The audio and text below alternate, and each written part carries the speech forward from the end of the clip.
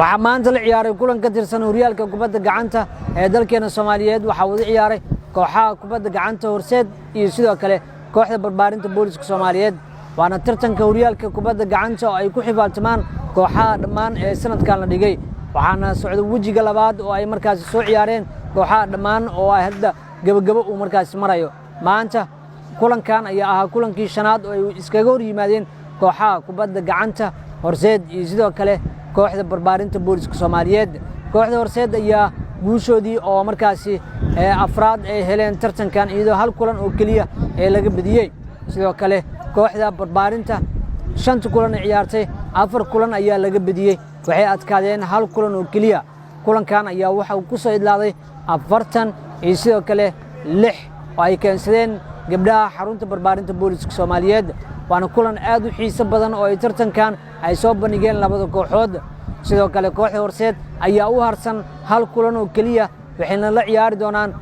kooxda Hegan maalinta Jimcaha taariikhduna ay ku beegan tahay 30 bisha sidoo kale kooxda barbaarinta booliska Soomaaliyeed ayaa iyagana hal kulan u harsan oo ay markaas la ciyaari doonaan kooxda Ilays oo ay ciyaari doonaan maalinta Talaadada ay markaas ku hardami doonaan halkan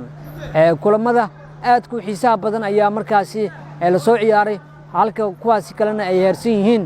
waxaana la isku fadhiyaa cid sanadkan horyaalka ee qaadileed maadaama kooxda Hegan ay wili yihiin hogaamiyaasha kulanka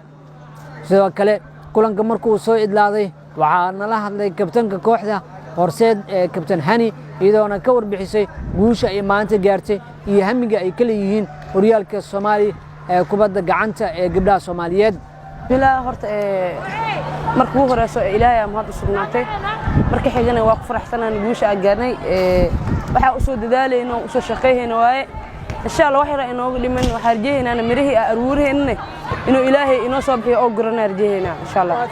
horyaalka hadda waa gabagabo hal kulan ciyaarsan Jimcaha 30 kala ciyaar doona Hegan la ciyaar doontiin kul waxyaabaha isku diyaariseen iyo kulankaas sida u aragtay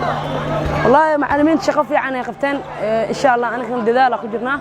kulan Jimcihiina insha Allah guul arjeeyna inkastoo guul iyo guul darba garoonka u imaan wuxuu Ilaahay siiyaan qaadayna insha Allah waa tahay inta ugu badan ciyaartoydiina waa ku xirfad badan